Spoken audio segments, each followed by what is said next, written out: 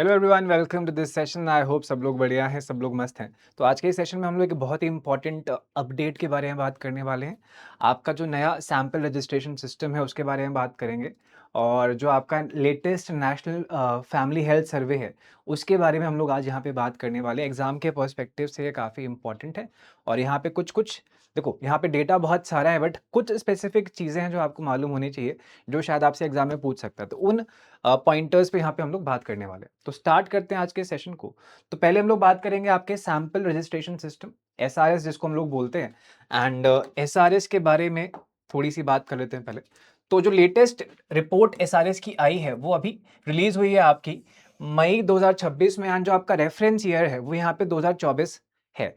तो 2024 का डेटा है जो रिलीज किया गया है 2026 के अंदर। तो जो कंपाइलेशन का काम है वो चल रहा था, एंड अब जाके रिपोर्ट जो है आपकी तैयार हुई है।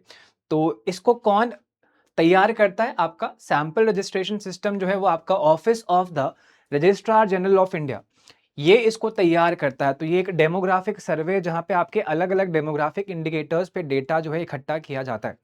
तो थोड़ी सी यहाँ पे इसके इतिहास की बात कर लेते हैं, हिस्ट्री की बात करते हैं, एसआरएस की हिस्ट्री की बात कर लेते हैं।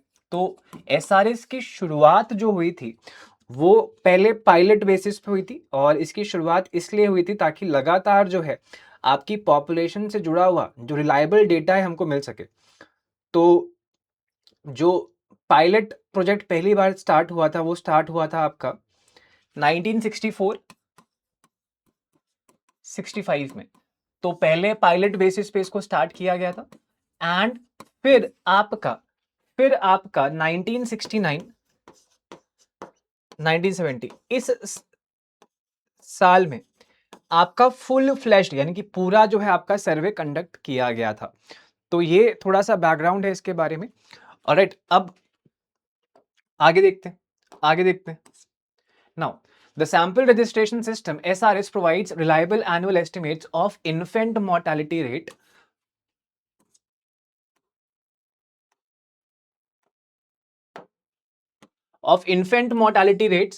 birth rate, death rate, and other fertility and mortality indicators at the national and sub-national levels. It is a large-scale demographic survey conducted every year by the Office of the Registrar General of India in all states and UTs.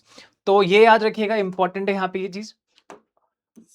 और जो basic crux है यहाँ पे इस सर्वे से जो आपको चीजें लेके जानी है, वो ये है कि भाई आपका बर्थ रेट, आपका डेथ रेट और आपके इन्फेंट मोर्टालिटी रेट में अक्रॉस द टाइम फ्रेम क्या चेंजेस आए हैं, क्या इनके करंट लेवल है। There has been a significant decline in the national birth rate over the last 5 decades from 36.9 in 1971 to 18.3 in 2024। तो अगर मैं 1971 से कंपेयर करूं तो 37 से 18.3 पे आ गया है क्या आपका birth rate. Alright, over the last decade, पिछले अगर मैं 10 साल की बात करूं, the birth rate has decline by about 13%। ठीक है, हाईएस्ट जो बर्थ रेट है वो आपका बिहार में है, and while Andaman and Nicobar islands recorded the lowest. तो ये फैक्ट भी आपको याद रखना है, यहाँ पे इंपॉर्टेंट फैक्ट है। Then we have death rate. The national death rate has gradually declined from 14.9 in 1971 to 6.4 in 2024। Chhattisgarh recorded the highest death rate and Chandigarh the lowest death rate. तो ये भी इंपॉर्टेंट यहाँ पे फैक्ट है जो आपको याद रखना है। देन इन्फेंट मोर्टालिटी रेट, ठीक है, मतलब जितने आपके यहाँ बच्चे पैदा हो रहे हैं उसमें से कितने बच्चे जो है आपके 1 साल कंप्लीट करने से पहले उनकी डेथ हो जा रही है, उनकी बात हो रही है यहाँ पे। The IMR has declined by about 38% over the last 10 years, falling from 39 to 24। तो अभी क्या लेवल है आपके IMR का? 24 पे है ये। तो despite this progress 1 in every 42 infant dies within the first year of life at the national level. तो 24 का मतलब है इन्फेंट मोर्टालिटी रेट, यानी कि हर 1000 बच्चों में आपके 24 बच्चों की डेथ हो जा रही है 1 साल से पहले। इसका मतलब ये भी है कि आपके 42 में से एक बच्चा जो है आपका 1 साल कंप्लीट नहीं कर पा रहा। तो इसको दो तरीके हैं यहाँ पे देखने के इसी सेम डेटा को। ऑलराइट, अगली चीज देखते हैं। तो यहाँ पे बेसिकली आपका यही तीनों समरीज गिवन है। आपका बर्थ रेट गिवन है, कितना है इस टाइम पे? इट इज 18.3 एंड 6.4 आपका डेथ रेट है। 24 जो है आपका वो इन्फेंट मोर्टालिटी रेट है। और बर्थ रेट जो चेंज हुआ है पिछले 10 सालों में, राइट? ये जो यहाँ पे आपकी ब्लू लाइन है, ये आपकी ऑल इंडिया एवरेज को रिप्रेजेंट कर रहा है। रेड लाइन जो है वो आपके ग्रामीण क्षेत्रों को रिप्रेजेंट कर रहा है। ग्रीन जो है आपके अर्बन एरियाज को रिप्रेजेंट कर रहा है। तो जो 21 से आप देखेंगे चेंज होके 18.3 पे आ गया, ये आपके बर्थ रेट की बात हो रही है। और ये फैक्ट हमने देख लिया कि आपका हाईएस्ट जो है वो बिहार में बर्थ रेट है, लोवेस्ट आपका अंडमान निकोबार में, और डेथ रेट जो है आपका हाईएस्ट छत्तीसगढ़ में है, एंड लोवेस्ट जो है वो आपका चंडीगढ़ में रिकॉर्ड हुआ था। नाउ ये डेथ रेट का ग्राफ है कि पिछले 10 सालों में ये 6.7 से कोविड में आप देखेंगे कि आपके डेथ रेट्स में इंक्रीमेंट आया था, बिकॉज कोविड की वजह से बहुत लोगों की जाने गई थी, तो थोड़ा सा यहाँ पे स्पाइक आया है, एंड फिर ये आपका 6.4 पे अब आ गया है। पिछले 10 सालों का ये मूवमेंट है। तो अगर कोविड वाला फेज यहाँ ना होता तो यहाँ पे आपको और गिरावट दिखाई देती। Now the maximum infant mortality rate has been reported in Chhattisgarh, and minimum जो है वो आपके मणिपुर में है। तो ये भी याद रखिएगा, इन्फेंट मोर्टालिटी रेट हाईएस्ट जो है वो आपके छत्तीसगढ़ में है, लोवेस्ट जो है वो आपके मणिपुर में। नाउ इन्फेंट मोर्टालिटी रेट आपका पिछले 10 सालों में 39 से, ऑल इंडिया एवरेज की मैं बात कर रहा हूँ, 39 से ये चेंज होके आपका 24 पे आ गया। ग्रामीण क्षेत्रों में 43 से चेंज होके ये आपका 27 पे आ गया, एंड आपके अर्बन एरियाज में, शहरों में, ये 26 से गिरकर 17 पे आ गया है। तो इन्फेंट मोर्टालिटी रेट अगर आपका कम हो रहा है, मतलब आप बेहतर परफॉर्म कर रहे हैं इन टर्म्स ऑफ मेडिकल सुविधाएं and in terms of quality of life. ठीक है। नाउ अब ये अक्रॉस द स्टेट्स आपका डेटा है यहाँ पे कि किस स्टेट का क्या इन्फेंट मोर्टालिटी रेट है ना, क्या डेथ रेट है, क्या बर्थ रेट है। तो यहाँ पे कुछ चीजें हम लोग देख लेते हैं। अगर मैं यहाँ पे बड़े शहरों की बात करूं, बड़े स्टेट्स एंड यूटीज की बात करूं, तो आप देखेंगे आपका बर्थ रेट हाईएस्ट जो आपको दिखाई देगा वो दिखाई देगा आपको बिहार में 26.8 पे। ऑलराइट, उसके बाद आपको बिहार के बाद जो सेकंड नंबर पे यहाँ पे स्टेट है वो है आपका उत्तर प्रदेश, जहाँ पे बर्थ रेट जो है वो 23.5 पे। ठीक है, इसके बाद फिर we have Rajasthan, right, and इसके बाद फिर वी हैव आपका मध्य प्रदेश। तो ये आपके कुछ हाई पॉपुलेशन डेंसिटी वाले एरियाज हैं, एंड यहाँ पे आपके बर्थ रेट जो है आपको हाईएस्ट मिलेंगे। अगर मैं छोटे शहरों की बात करूं, तो छोटे स्टेट्स की बात करूं, प्रदेशों की बात करूं, तो आप देखेंगे कि हाईएस्ट जो बर्थ रेट है वो है आपका मेघालय के अंदर, दैट इज 22.1, एंड उसके बाद वी हैव त्रिपुरा, जहां पे आपका 15 का बर्थ रेट है। अगर मैं डेथ रेट की बात करूं, डेथ रेट आपका हाईएस्ट आपको मिलेगा, अगर मैं बड़े राज्यों की बात करूं यहाँ पे, तो हाईएस्ट जो आपका डेथ रेट है वो भी आपका छत्तीसगढ़ में 8.4 का। ठीक है, एंड उसके बाद फिर वी हैव 7.3 का डेथ रेट जो कि आपके केरला में है। तो छत्तीसगढ़ टॉप पे है, सेकंड नंबर पे वी हैव केरला, जहां पे 7.3 का आपका डेथ रेट है। तो ये कुछ फिगर्स हैं। सॉरी, इसके बाद आपका छत्तीसगढ़ नहीं है, पहले वी हैव उड़ीसा 7.9 है, देन वी हैव आपका केरला। तो सबसे ऊपर छत्तीसगढ़, फिर उड़ीसा, फिर केरला। तो ये तीन टॉप के आपके स्टेट्स है जहां पे आपका डेथ रेट जो है वो हाईएस्ट है। अब अगर मैं बात करूं इन्फेंट मोर्टालिटी रेट की, तो हाईएस्ट जो आपका इन्फेंट मोर्टालिटी रेट है वो है आपका इन छत्तीसगढ़। ऑलराइट, तो छत्तीसगढ़ में आपका डेथ रेट भी हाईएस्ट है, आपका इन्फेंट मोर्टालिटी रेट भी हाईएस्ट है। उसके बाद वी हैव 35 पे वी हैव उत्तर प्रदेश। तो उत्तर प्रदेश आपका सेकंड नंबर पे आता है in terms of infant mortality rate, ऐसा इस सर्वे ने हमको बताया। एंड उत्तर प्रदेश के साथ साथ वी हैव यहाँ पे आपका मध्य प्रदेश ऑल्सो, जहां पे आपका 35 का इन्फेंट मोर्टालिटी रेट है। तो अगर ये आपके टॉप 3 शहर हो गए in terms of infant mortality, top 3 यहाँ पे आपके हो गए डेथ रेट के हिसाब से, एंड यहाँ पे आपके टॉप 4 जो है आपके बर्थ रेट के हिसाब से हो गए। यहाँ पे अगर मैं यूटीज की बात करूँ, यहाँ पे डेथ रेट अगर आप देखेंगे, हाईएस्ट डेथ रेट जो है वो है आपका यूटीज, जो छोटे आपके यूटीज सॉरी छोटे आपके राज्य है उसके अंदर वी हैव हिमाचल प्रदेश, जहां पे आपका डेथ रेट जो है हाईएस्ट है, दैट इज 6.7। देन उसके बाद वी हैव गोवा, जहां पे 6.5 है। अगर इन्फेंट मोर्टालिटी की बात करूं तो हाईएस्ट जो है आपका मेघालय में है 31 का, राइट। उसके बाद वी हैव आपका अरुणाचल प्रदेश, जहां पे 17 का आपका इन्फेंट मोर्टालिटी रेट है। अगर मैं यूटीज की बात करूं, इस सेम डेटा को मैं यूटीज में देखूं अगर, तो यूटीज के अंदर, इसमें दिल्ली नहीं है आपका, दिल्ली को हमने बिगर स्टेट या यूटीज में ऐड किया हुआ है, ठीक है। तो दिल्ली को हटा के अगर मैं देखता हूं यहाँ पे, तो हाईएस्ट जो आपका बर्थ रेट है वो है आपका दादर एंड नगर हवेली में, एंड उसके बाद भी हैव आपका लद्दाख।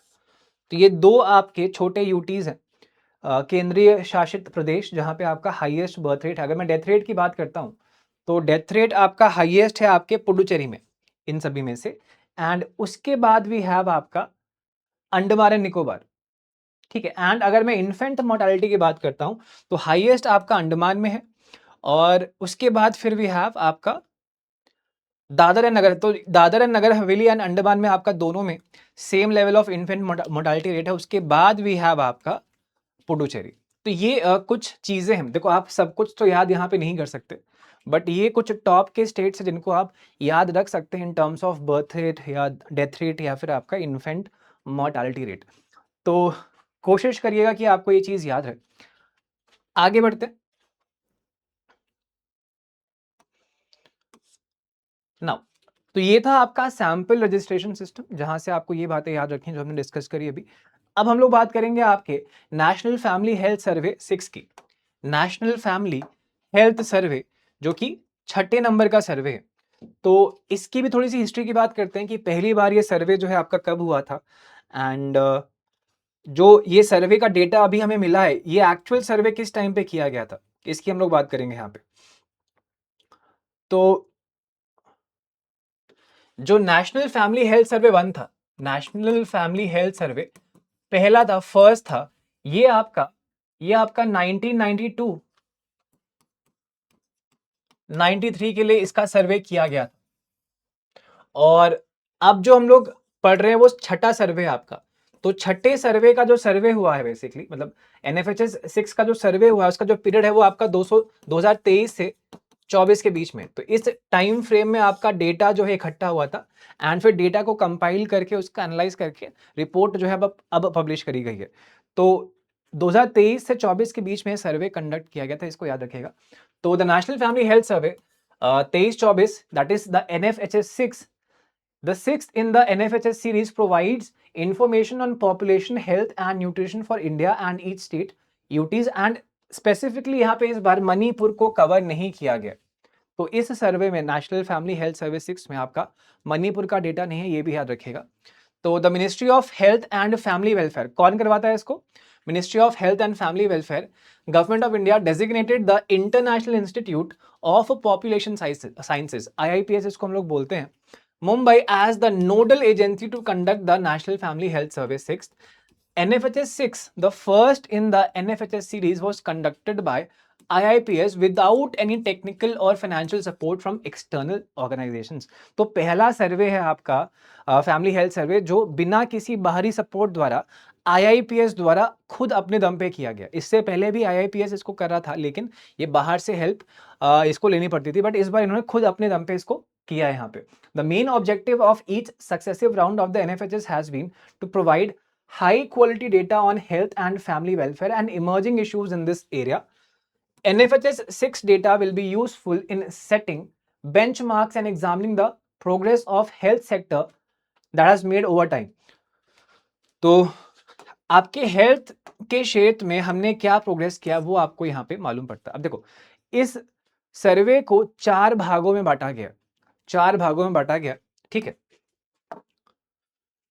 तो 4 सर्वे शेड्यूल्स है यहाँ पे। तो हाउस होल्ड है, एक पार्ट है आपके हाउस होल्ड का डेटा यहाँ पे, वुमेन्स का डेटा है यहाँ पे, मेन का डेटा है यहाँ पे, एंड आपके बायोमार्कर्स पे डेटा यहाँ पे इकट्ठा किया गया है, ठीक है।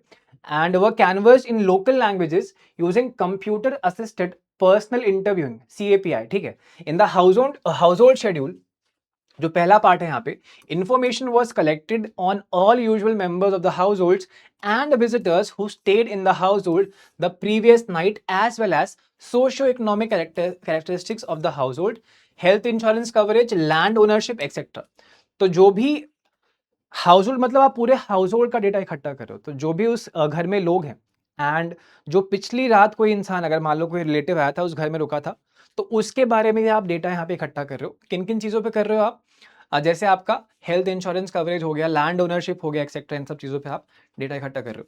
द वुमेन्स शेड्यूल जो सेकंड पार्ट है आपका, covered a wide variety of topics including the women's features, marriage, fertility, contraception, children's immunizations and healthcare, nutrition, reproductive health, sexual behaviour, women empowerment and domestic violence. तो जो women वाली category है उनमें इन इन चीजों पे data आपका इकट्ठा किया गया था। The men schedule covered the men's characteristics, marriage, health issues, nutrition, sexual behaviour and attitudes towards gender roles, ठीक है। एंड द बायोमार्कर जो चौथा पार्ट है यहाँ पे schedule, covered measurements of length, height and weight for children under the 5 years of age, measurements of height and weight for women aged between 15 से 49 years and men aged between 15 से 54 years, and blood pressure and random blood glucose levels for women and men aged 15 years and above। तो काफी broad ये सर्वे होता है, बहुत सारे data points यहाँ पे इकट्ठा होते हैं। अभी मैं दिखाऊंगा आपको कि किन किन चीजों पे आपका डेटा जो है इकट्ठा किया जाता है।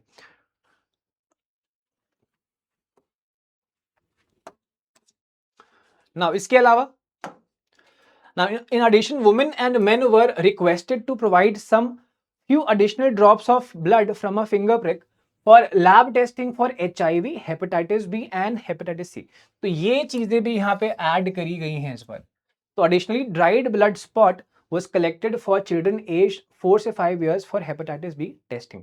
तो देखो, compared to National Family Health Survey 5th जो इससे पहले वाला सर्वे था, this round includes new topics such as direct bank transfers, self-help group coverage, digital literacy, financial transactions, the scope of clinical anthropometric and biochemical testing has also been expanded to include HIV testing. तो इस बार HIV testing को भी यहाँ पे add किया गया है, ये याद रखिएगा। अब देखो, ये वो डेटा पॉइंट्स हैं जहां पे आपका इस सर्वे ने काम किया। बहुत बड़ी लिस्ट है ये, राइट।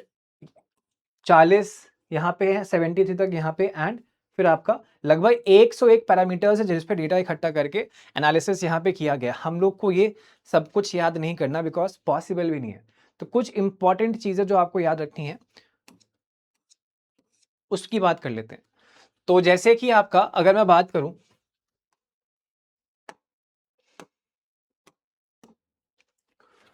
कि population below 5 years of age, अगर मैं परसेंटेज की बात करता हूं तो 8% पॉपुलेशन जो है वो आपकी 5 साल से कम वाले एज ब्रैकेट में पहले आपका पिछले सर्वे में आपका 8.2% थी। Population below age years of 15 is 25.5%, पहले 26.5% थी।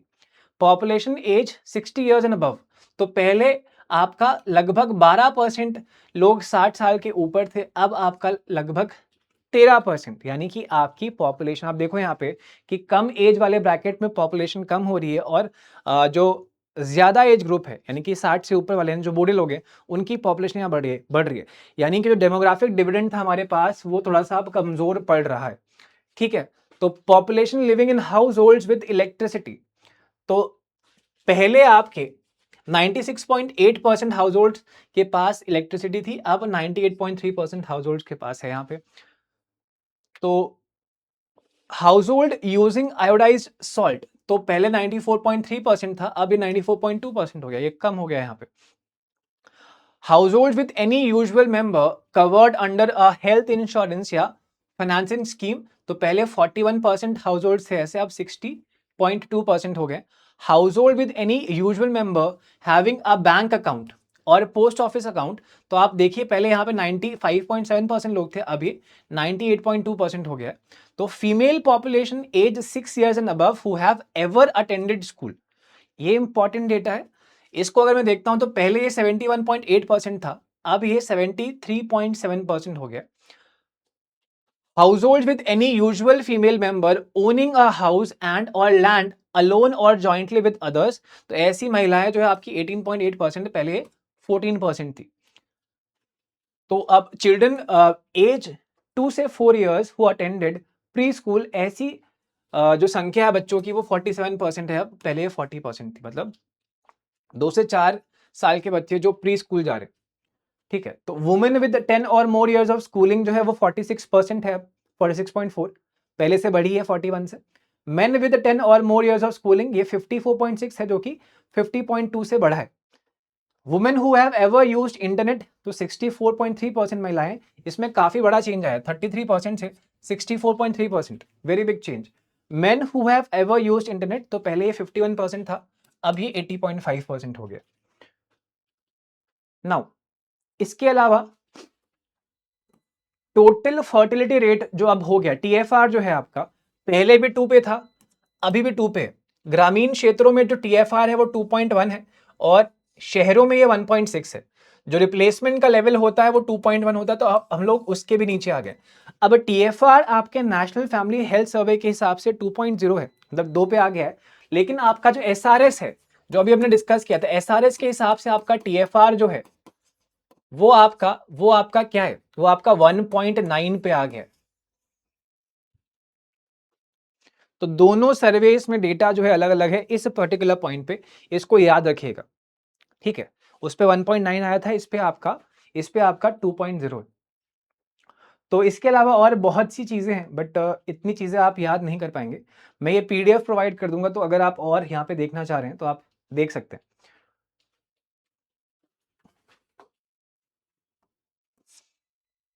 तो बहुत सारे पैरामीटर्स हैं यहाँ पे, और इतना याद करना पॉसिबल नहीं है, बट हाँ, एक बेसिक अंदाजा आपको जो मोस्ट इंपॉर्टेंट चीजें हैं उसके बारे में होना चाहिए, जो हमने देख ली यहाँ पे।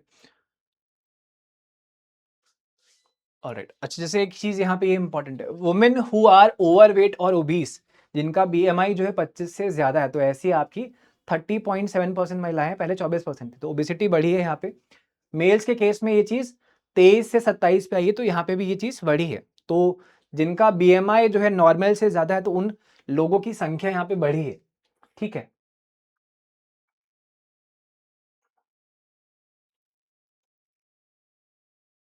तो वुमेन हैविंग अ बैंक और saving account that they themselves use, तो ये उन महिलाओं की बात हो रही है जो 15 से 49 ईयर्स के बीच में। तो women having a bank and saving account and they use it themselves, खुद ही यूज करती हैं, ऐसी हमारे पास 89% महिलाएं हैं, जो पहले 78% पे थी। And women having a mobile phone that they use themselves, ऐसी 63% महिलाएं, जो पहले 53% थी।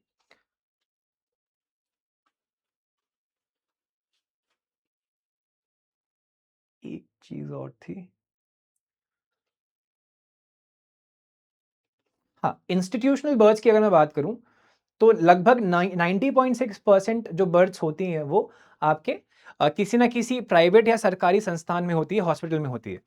तो पहले 88% था, अब ये इंक्रीज हुआ है। And birth attended by skilled health personnel, तो 58.6% बर्थ जो है वो आपके स्किल्ड पर्सनल द्वारा अटेंड होती हैं।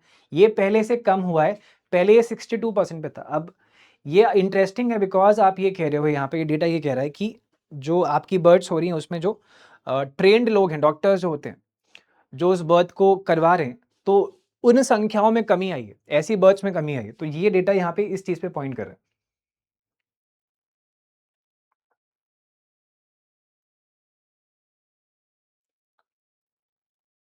Female sterilization and male sterilization की अगर मैं बात करूं, तो 36.5% फीमेल जो है वो स्टरलाइज होती है। मतलब आप मतलब बेसिकली यहाँ पे आप कुछ तरीके ऐसे यूज करते हैं जिससे आप अब प्रेग्नेंट नहीं हो सकते। तो 36% महिलाएं इस चीज को फॉलो करती हैं। मेल जो है बेसिकली केवल 0.5% है जो इन चीजों को फॉलो करते हैं। और इसके अलावा अगर मैं फैमिली प्लानिंग की बात करूं, तो फैमिली प्लानिंग या कॉन्ट्रसेप्शन के कोई भी तरीके यूज करने वाली जो जनता है, उसमें आपकी 70% लोग हैं जो आपकी फैमिली प्लानिंग को यूज करते हैं, जिसमें कोई भी आपका मेथड हो सकता है फैमिली प्लानिंग का आप यूज कर रहे हैं। पहले ये 66 था, अब ये लगभग 70 पे आ गया। तो ये कुछ मेजर मेजर चीजें जो आप यहाँ से याद रखने की कोशिश करेंगे।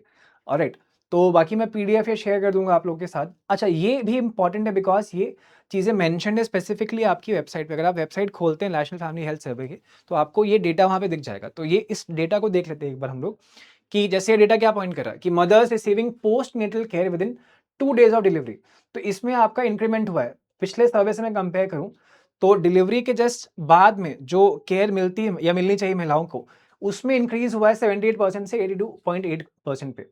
Mother's with at least 4 ANC visit, तो इसमें अगर आप देखेंगे तो इसमें भी आपका इंक्रीमेंट हुआ है यहाँ पे। अगर मैं बात करूं यहाँ पे आपके इम्यूनाइजेशन प्रोग्राम की, तो पिछले सर्वे के हिसाब से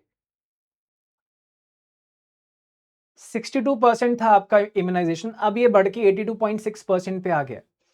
ठीक है, अगर मैं एडवांसिंग रिप्रोडक्टिव हेल्थ चॉइसेस की बात करूं तो current use of any family planning method की अगर मैं बात करता हूं तो 53.5 से ये 69.1 पे आ गया।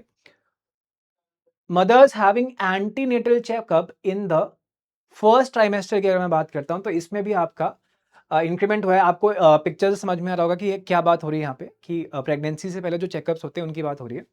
तो इसमें भी आपका इंक्रीमेंट हुआ है। एंड अगर आप यहाँ देखेंगे तो mothers consuming iron and folic acid for 100+ days during pregnancy, तो इसमें भी आपका इंक्रीमेंट हुआ है।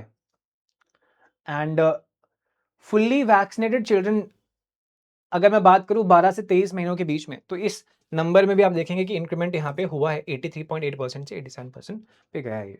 तो ये कुछ मेजर मेजर चीजें हैं आपके national family health survey and आपके सैंपल रजिस्ट्रेशन सिस्टम से जो आपको मालूम होनी चाहिए, राइट।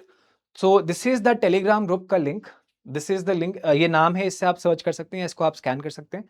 तो मैं जो पीडीएफ है यहाँ पे अभी हमने यूज करी, मैं इसको यहाँ पे शेयर कर दूंगा एंड आप इसको अपने फ्यूचर रेफरेंसेस के लिए यूज कर सकते हैं। तो this will be all for this session. Thank you so much everyone. बाकी I see you soon, take care and सब लोग अपना ध्यान रखिए। Thank you so much.